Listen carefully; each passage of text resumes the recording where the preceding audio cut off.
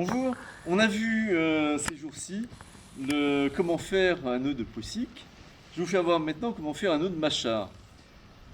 Ça sert exactement aux mêmes choses. Simplement, on s'est rendu compte en alpinisme que le nœud de Poussic se bloquait parfois lorsque les cordes sont mouillées. Et on a cherché à faire un nœud plus simple avec les mêmes résultats. Donc un nœud autobloquant qui puisse se débloquer facilement quand les cordes sont mouillées. Voilà comment on fait un nœud de Machar. Même chose que pour le nœud de Poussic, vous préparez un anneau. On l'a vu, donc j'ai fait un anneau très très simple en faisant simplement une queue de vache au bout. Voilà. Vous le faites comme vous voulez.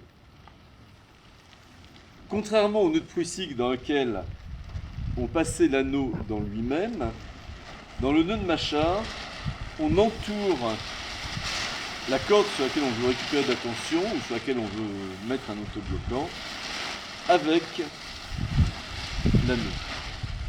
Je ne sais pas si c'est bien visible la manip que je fais. Voilà. Alors là, je l'ai entouré 3 fois. On pourrait l'entourer que 2 fois. Voilà. Donc, même chose, plus facile à faire. Même chose que pour le nœud de Poussic. Une fois qu'il est sous tension, il est complètement bloqué. Donc il peut me servir en alpinisme de sécurité, si jamais je lâche les cordes de mon rappel. Et il peut me servir à récupérer la tension sur une écoute lorsque je suis en mer. De la même façon que le nœud de Poussic, lorsque le système n'est pas sous tension, il coulisse. Dès qu'ici il est sous tension, il se bloque.